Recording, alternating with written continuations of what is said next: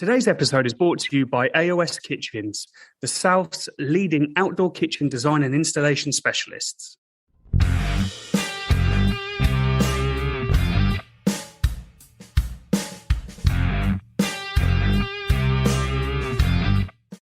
Hello and welcome to another episode of the Meet and Greet Barbecue podcast. Today we have a second episode with Mat Blak, who's going to talk to us all about barbecue techniques, and it's just a great catch up. So without much further ado, here's Matt. And just more so on the kind of where you are now in terms of barbecue. So obviously where you've been, obviously years of experience and honing your craft in a commercial kitchen. How do you? What am I trying to say? How are you finding it now with perhaps not the freedom's the right word, but just I don't know, just playing with fire, right? And still trying to cook these amazing things, but not in the confines of a commercial stainless steel kitchen type thing. So, and it is a freedom, and that is the perfect analogy of what I do. At Caravan, I was really lucky. The style of food that we created there is a style of food that we called free cooking, and free cooking is cooking without boundaries. So throughout my whole career, especially in France, you don't go out of that lane, especially in a 2-star Michelin kitchen. Like, you know, if you ever suggested putting chili with fish, they would cut your hand off and shove it up your ass and make you eat it. Was the severity of doing that. They took that as a huge insult if you were going to work without those boundaries.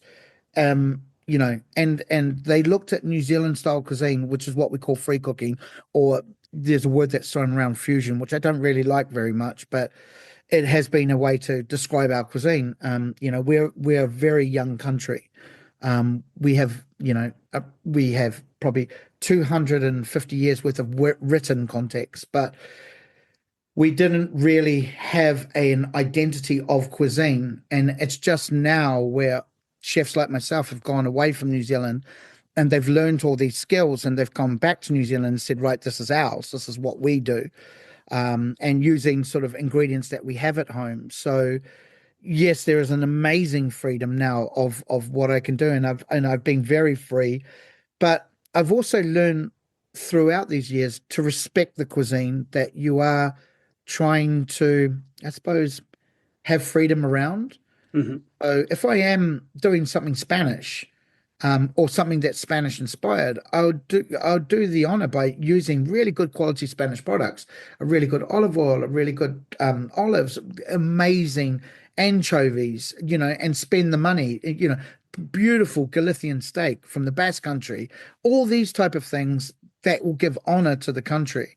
I don't like seeing, and you know, you'll see this a lot where, you know, some people don't really understand the pairings of dishes that go together. So you'll see somebody go, right, I'm going to do gochujang with pot stickers and beef, and we're going to have some chicken stock in there, and I'm going to do it with anchovies, you know, and it doesn't give honor to anybody. Yeah, those flavors might be nice and they might be good together, but it doesn't really honor any place that it's from. So that's kind of the way that I try and look at the cuisine that I cook now, giving honor to the country, but still having slight twists. I think doing fusion cuisine or any type of things where you're mixing cuisines, it takes a masterful hand. And even now, like, I will put my hand up and say that I am nowhere near call myself a master on any cuisine at all.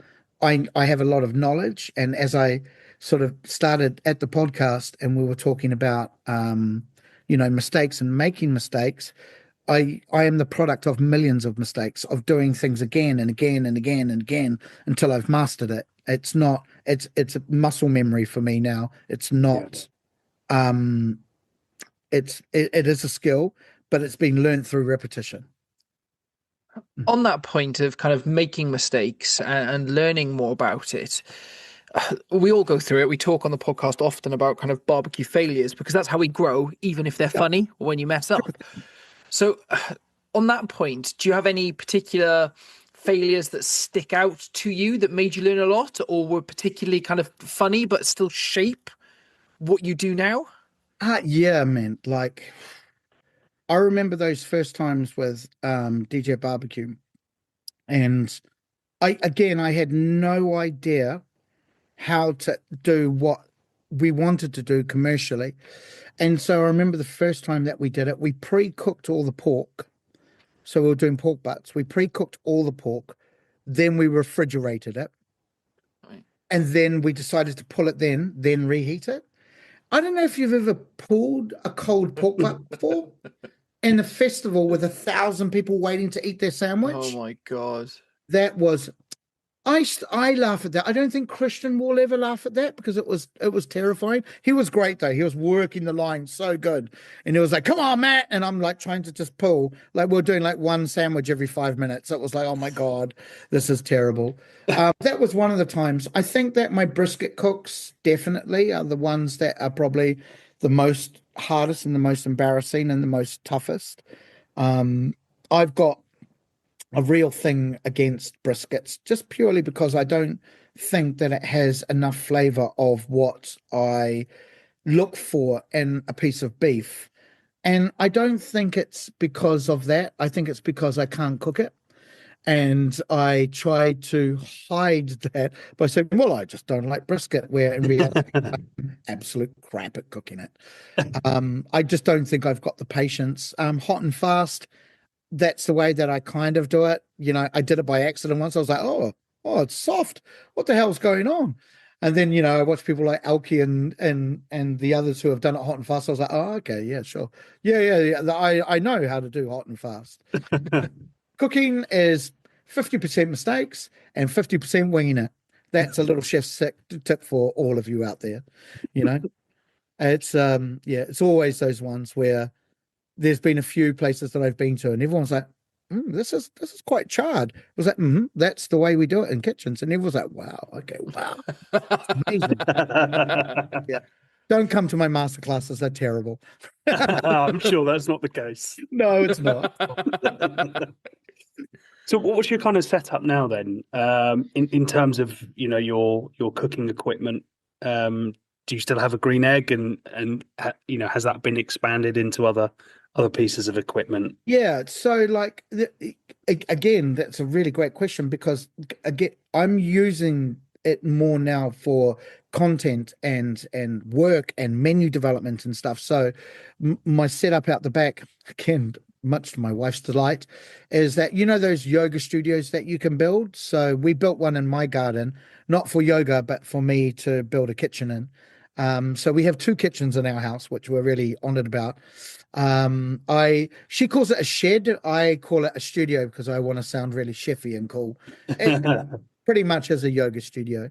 So I've got that fully decked out with all the stuff in there. And then I've got a big green egg, a Minimax, a Genesis Weber, because a lot of my clients that I work with gas. Yep. So again, I'm not really one of these guys to say, oh, you shouldn't cook on gas or anything like that, because the work that I do is commercial work. So I'm not doing stuff at home to impress other barbecuers. I'm trying to make money as a business. So Yeah. I've got a Gosney, I've got a Naufer as well, wood fire oven. And I'm an ambassador for Ophir. So I have Ophir live fire pit as well, which is really fun. But it's really tough when it's raining all the time. That's the only sort of thing that kind of lets that pit down, that I wish it had a lid or some type of cover that goes over where you could just have that going all the time. And just as an FYI, don't put a marquee over it either. Yeah. Yeah. Wind really affects it as well, doesn't it? Yeah, it's You just get that little bit of wind, and all of a sudden, massively. Either it will just go like absolute hot, or you've got sparks over all the wife's laundry. Yeah. Yeah. She's like, why have I got all these burn holes in there? I was like, no idea. Fashion. Yeah, it's the style now. Yeah, Yeah. totally. Yeah. What the kids are down to. Kim Kardashian was wearing it last week. Yeah. So does that mean, obviously, you've got a range of sauces, as well? So are you making them in the kitchen at the back? No. So we grew quite big. So I partnered with a really good friend of mine called Steve. He is the Lazy Scientist. That's his brand. He runs his own hot sauce brand. He's an ex-chemist, so he is a scientist by Yeah. trade. And he really got into fermentation probably about 8 years ago, and he started his journey into the hot sauce world. So he's got about 15 sauces of his own. But he also just works with other small brands. And I jumped on with him a couple of years ago. I was introduced through a mutual friend, and our relationship has just blossomed into this incredible sort of thing. I couldn't do what I do with the sauces without him. Like, he is instrumental 100% to my business.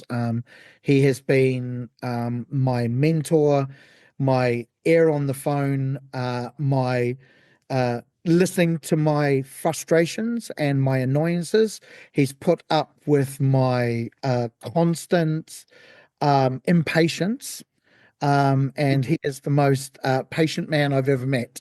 So yeah, so they're all produced in Croydon, which is South London. And he does that in his own. He's got sort of like a small factory outside of his house where he produces sauces and stuff like this. So yeah, we've got two sauces and a vinegar that we're producing at the moment. So the first one was Black Fire. It's a spice soy chili sauce. It was based on a jerk barbecue rub. That's how it kind of started, but then it just sort of evolved from that. And whenever you're designing a sauce, I take it to a particular place, and then Steve will take it and do the development on it and scale it up.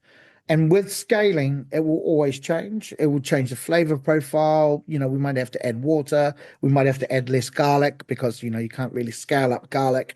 If there's one clove in one bottle, you're making 500 bottles. You can't have 500 cloves because it will just taste of garlic. So there's an element of that. The sauce sort of changed a little bit. So I don't really go, right, that's the finished product. We collaborate on how to get it to a stage where we can make 200, 500, 1,000 bottles when we need to. So that was the first one that I did. We launched that on my mother's birthday, 25th of January, 2024, as an honor to her. And we made 24 bottles, and I didn't sell any. And it was a fucking disaster. And we ticked over 2 months, just like really slowly. We got down to about 6 bottles, and Steve called me and he goes, "Do you want me to make another run? This time I'll do 48." And I'm just like, "Mate, it's not worth it. Like, we're not selling anything." Literally that night, I had a message on Instagram from somebody saying, "Hey, I'm at a dinner party. This girl bought your sauce to this dinner party. Can you tell me a little bit about it?" And it was like 10:30 at night. I was about to go to bed. Sent a message. I said, "Kai by Mat Blak. I'm Mat Blak. Made this during lockdown. It's produced here. Good night." Boom. Anyway, the next day, I gave my email as well. Next day, I got an email from Selfridges, and it was her that said it. So my first retail partner, Selfridges. And I just, so that's the point where I sort of like called up Stephen. I was like, "Oh, I just got this message." And that's when he was like going, I can't believe that this has happened. Like, I've been trying to get into Selfridges for 8 years. There's retailers all around the country that would like pay millions to be shelved on there. And this woman saw yours at a party and she wanted to have it. It was incredible, absolutely incredible. And then soon after we got into Fortnum and Mason as well, which was just incredible as well. And then obviously Big Green Egg and all the barbecue shops that we know, they all support me as well, which has just been absolutely brilliant. So then the next one I launched after that was Black Ember, which is a curry tomato sauce, which didn't do as well as I hoped. So I've sort of taken that off the shelf and I've just put that back, and I might bring it out in summer again. We might do a small run. But it didn't sell as well as I wanted it to. And then we released Black Elder, and that was really good. It's a sweet chili pineapple. I And loved it, by the way. thank you. It's one of those ones where it was the first chili sauce that I ever experienced when I was a kid, having the Thai sweet chili sauce. And I'll never forget going to a dinner party when I was like 22 years old. I'd never tasted this before. And the lady who was running the dinner party knocked out some cream cheese onto a plate and poured sweet chili sauce all over it, and then just put loads of chips on the plate. Mate, I hammered that plate. I was like, what? Of course, it's just the most delicious thing. So I wanted to do something that sort of linked that childhood memory to that. So we did that, and that just exploded. So we've just kept those. And then in December, we launched the maple smoked pineapple vinegar, which pineapple vinegar was my first product that I launched during lockdown. And I never really made a lot of it. And this one has just, it's gone insane. It seems like everybody in the barbecue world wants a bit of the maple smoked pineapple vinegar, which is great. So, I found a really cool bottle, and I've got like a spray nozzle attachment that you can have, and you can spray as something cooks. Its intentions were to sort of cook with pork or chicken or ham on the barbecue, and it just like everyone bought it for their Christmas ham. And everyone's sending me pictures of their Christmas ham on Christmas Day. I'm just like, I don't care about your fucking Christmas ham. What my Christmas ham, guys, But it was, that's been just an incredible journey. And, I say to anybody that ever wants to get into sauce, just make sure that you don't want to get into it for money. It's all for love, all for love. Unless you're Heinz, then you're not going to make shit. But it sounds like you love it. I mean, just the way you explain it. I think anything to do with food, it's got to be about passion. I just don't think it's a industry where you're ever going to make millions from it, unless you sort of, exploit your labor force or exploit the food quality, And I just think that, or you're going to scale and be huge. And I just, I've come to sort of realize going along this where I always thought that when you've got a product and it goes into somewhere like Selfridges or Fortnum's, that you would always go, oh, okay, the next step is Waitrose and Tesco's and stuff like that. But it's a whole different ball game talking to the big supermarkets. And, I was really lucky to meet somebody from the supermarkets last year, and she sat me down and was like, don't think you want to get into this yet, because you've got to invest so much money to be on those shelves. And it's not just that, it's about marketing to drive people to that product. Mm-hmm. And, you're talking about making hundreds of thousands, like the guys from Lumberjack. I speak with Brendan quite a bit because I love their story and I love what they do. But, talking to them, they were like, we've just like made 150,000 bottles. That makes me physically sick. I'm like, oh my God, having that much stock, it's like, geez, that's 70, 80 grand, and that's the minute that lid goes on, that's a ticking time bomb. It's like you've got a year at best, maybe a year and a half before it runs out. And then, like, if you haven't sold that, that's money out of your pocket. So, it's a bit of a scary game as well. It's refreshing, though, because the amount of people that we've spoken to that have produce rubs, produce sauces and things, they don't talk about that side of it. And that honesty is really refreshing to hear, because I mean, Owen and I looked a few years ago into kind of different ideas that we could do with the podcast, and all of a sudden you start adding it up, and we were saying at the time, how does anybody make anything off it? And I think the secret is that they don't. It is that passion piece, as long as you're able to feed yourself afterwards, then that's a huge tick at the end of the day. And that's the thing. And I guess it's the same for you guys. You're like, hopefully, knock on wood, one day you might get a big sponsor come through, but they're going to want their blood for that sponsor, and that's the whole game that you play. And, it's about this ebb and flow of, like, okay, if I make 200,000 of that product, I can get it down to like £2 a bottle, for example. And then you've got Tesco, which will order, 150,000, for example, and they will buy it for 250. So in reality, you're making 70, 80K off your spend, but you've got to reinvest that money back into bottles, the labels, the plastic bit that goes over the lid, the storage, the logistics to get it from that place to that place, the plastic that goes around it, the boxes that they go into, and you're like, I've got nothing. it's all about passion, but those guys from Lumberjack doing so well, and I'm really, really proud that they have really put our side of the world and our genre on the world stage, because it's really incredible to be part of that, and to be going through that flow. And I said that to the guys the other day. They didn't really look at themselves like that, but I'm like, you should, because you've opened the eyes to a lot of people in our genre that are really proud of you, but at the same time new sort of barbecue people or barbecue followers that will look into us and say, hey, this could be quite cool. If you've been looking or thinking about an outdoor kitchen, then look no further than AOS Outdoor Kitchens. They are the South's leading outdoor kitchen design and installation specialists. Their extensive showroom is based just outside Bournemouth on the Dorset-Hampshire border, and as well as numerous in-store displays, also features a live outdoor kitchen where they cook every week on Kamado grills, pizza ovens, and all filmed and shown on YouTube. They offer a wealth of knowledge on how to transform your patio into the most incredible outdoor dining area, with styles and options to suit every budget, and you can guarantee they will be able to create something perfectly suited to you and your home. They stock and supply everything that you're going to need for outdoor cooking, including barbecues, Kamado ovens, pizza ovens, outdoor fridges, and every accessory that you would need to become the ultimate outdoor chef.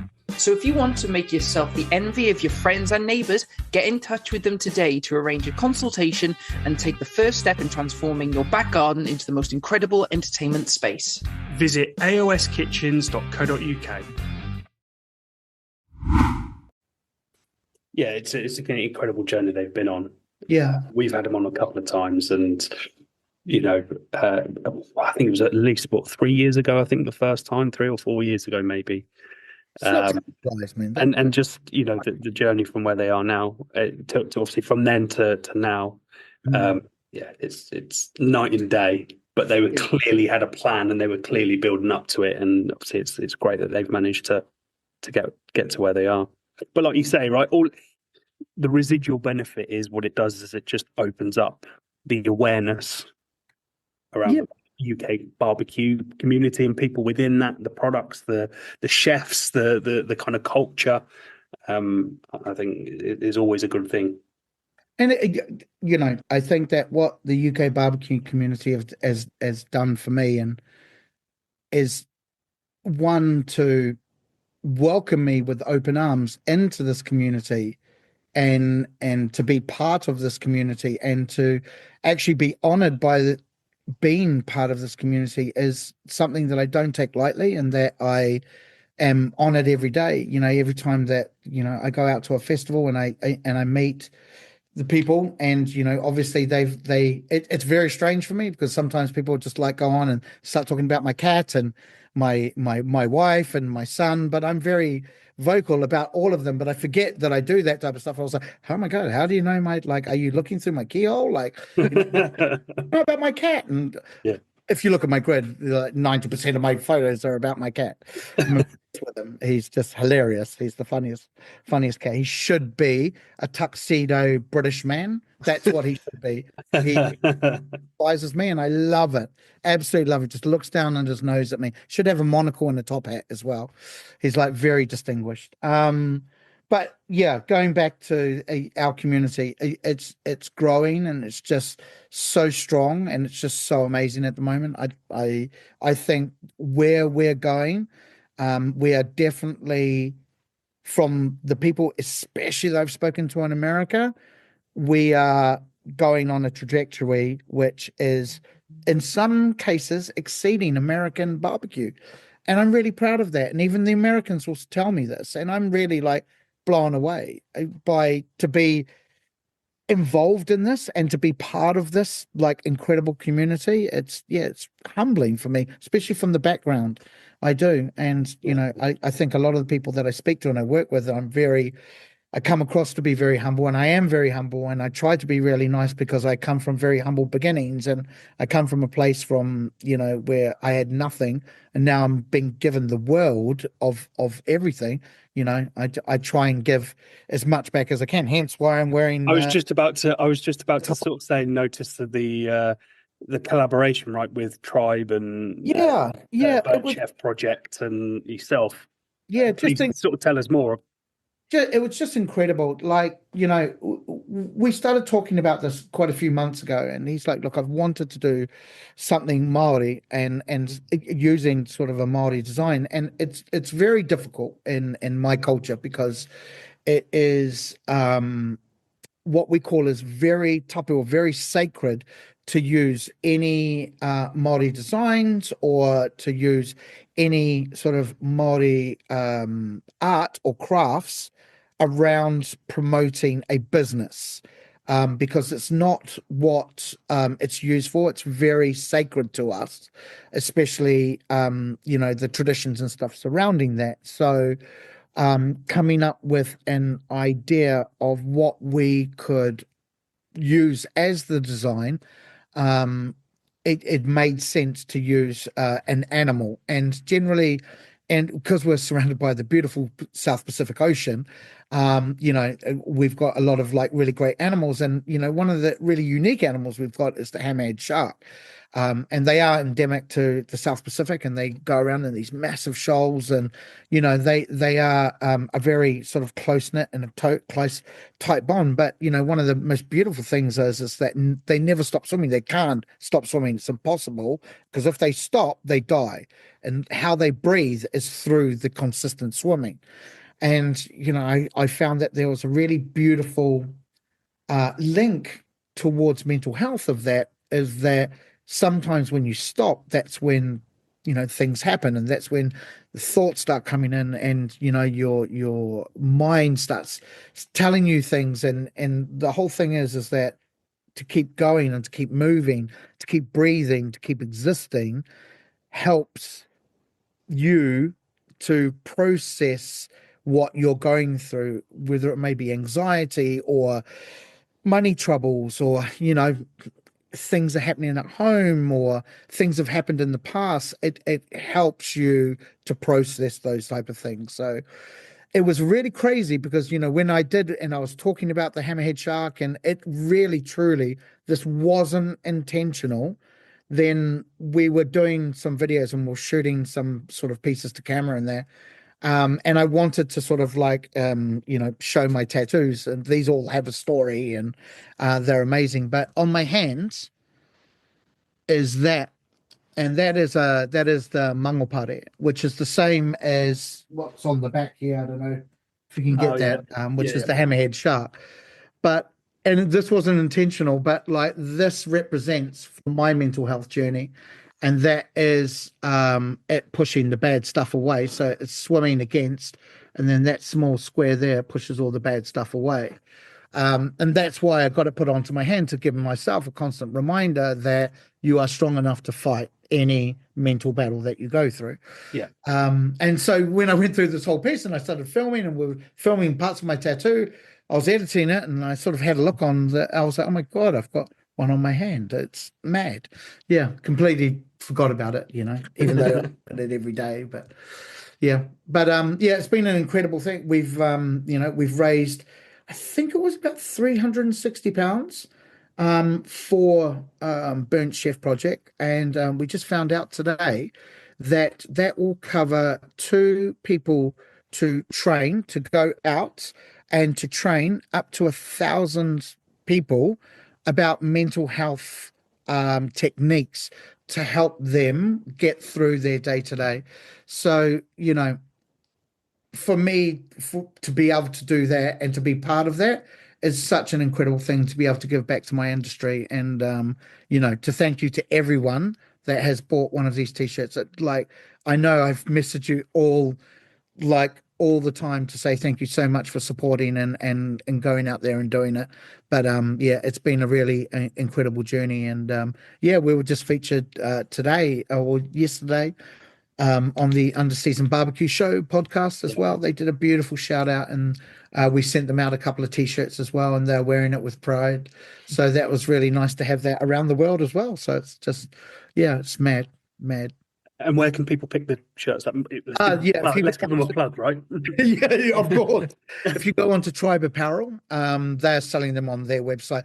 But I believe that February is going to be the last month that we're going to be doing it, and then we're just going to shut that down for a little bit. But yeah, so you've got until the end of Feb, so plenty of time, and just know that it like we take no profits from it. All the profits they go straight to Burn Chef. We just wash our own face with buying the t-shirt and doing the printing. That's it. So, Matt, we're now going to move into something that we do with every guest on the podcast. Regular listeners will know we've put loads of time and money into something we like to call barbecue bingo. So if Owen's laptop has been very kind, you should be able to now see a spinning wheel of ingredients. So Yes. every guest, we ask to spin the wheel. Whatever it lands on, we ask you to go away and cook and talk us through what you're thinking might be a good fit. And then we also ask every guest to leave an ingredient for the next person. So listeners who aren't watching on YouTube, just to run through what we've currently got on there, we've got things like scallops, rabbit, padron peppers, frog's legs, tripe, kangaroo, monkfish, chicken hearts, blue cheese, alligator, beef cheeks, granulated garlic, marshmallow, tri-tip, and then something that we call my signature dish. So if it lands on that, we ask you to cook what you're best known for. So from your perspective, what would be your signature dish? I think that what I'm known for is two dishes, actually. So one is my rewena with onion butter, which is a Māori potato bread that we do, and we use the potato to ferment the bread, or my sour orange curry. Ooh, don't think that sounds interesting. I've never heard of a sour orange curry. Yeah, it was something that I created when I first started doing supper clubs, when I first left Caravan in 2022. And it is a mixture of techniques using like a rendang base, but actually cooking it out like a jungle curry. And it just turned out incredible. And I've sort of demoed it around the country ever since then, ever since 2022. Wow. Okay, right. I'll click spin. Is there anything on there that particularly takes your fancy, or something you particularly like to avoid? Oh, it's yeah. I can't stand tripe. Tripe is my oh my God, I can't eat it. I can't put it in my mouth. Everything else is like, yeah, bring it on. Okay, let's see what we get. Please not tripe. Please not tripe. Please not tripe. Oh yes, this is. Oh yeah, yeah, Chicken hearts. yeah, yeah. That's you're right up my road. This is what I love. I'm not a great fan of offal. However, I love chicken hearts. I love chicken livers. I absolutely adore foie gras, and I know I'm not allowed to, but I am a fat 52-year-old chef, so I'm allowed to. Yeah. Great. Well, we'd love to see what you do with chicken hearts. What would you like to leave for future guests? So a ingredient that I have used for years, and I actually train out at my master classes. And it can be quite polarizing for some people. Some people have gone, oh wow, like I would never do that. And some people are like, oh my God, it's an epiphany. Like that's the greatest thing that I've ever tried. But I want to leave a product called Ketjap Manis. Wow. What is that? It's And an how do you spell it? Indian sweet soy sauce. Oh, okay. Yeah. And the way that I would use it is that I would char grill a steak, and I mean real hard char. So you've cooked it indirect, you've got it to the right specification that you like. I generally like my ribeyes to be more medium, just purely because of the fat. It Yeah. renders down perfectly.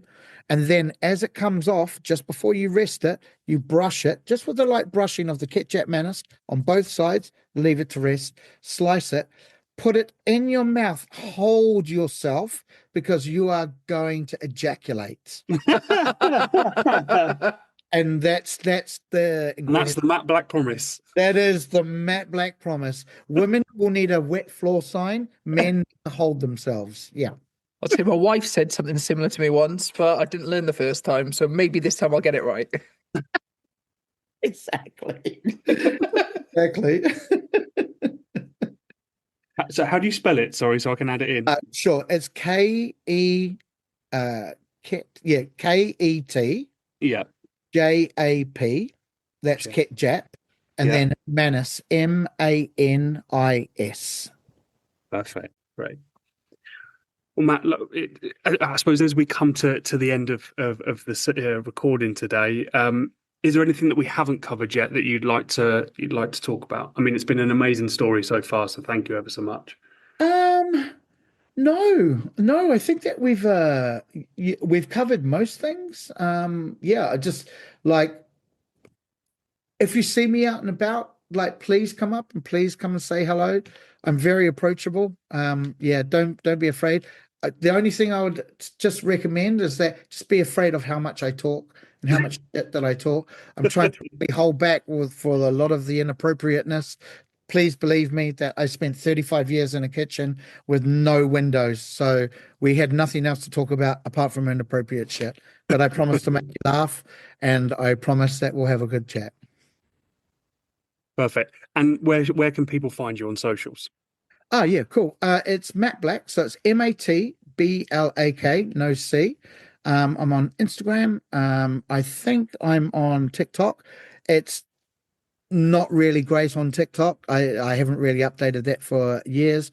And I'm on Good because I'm 52 years old. Of course, I'm on Facebook as well, because that's where all us 50 and over, where we do our hard work. Those groups, the local and like the Essex group, because I live in Essex. So, that's where I want to go do most of my work, complaining about those potholes, talking about that fucking roundabout. That's what 52-year-old men do these days.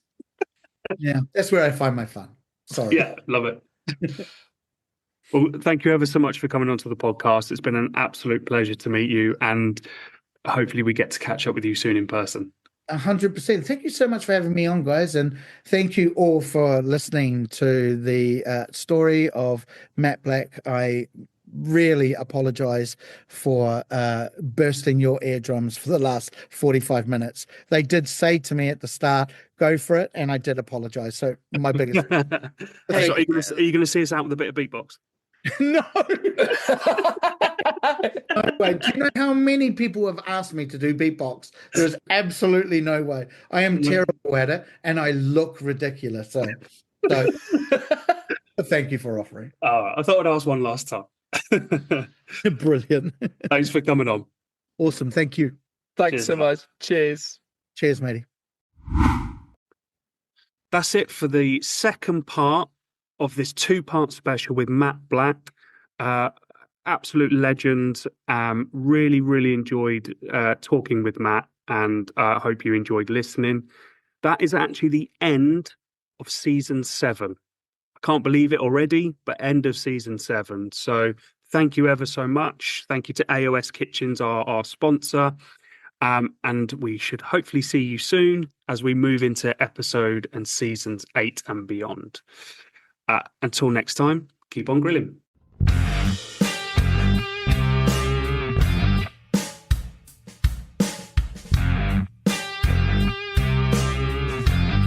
Today's episode of the Meet and Greet Barbecue podcast is brought to you by AOS Outdoor Kitchens. They are the South's leading outdoor kitchen design and installation specialists.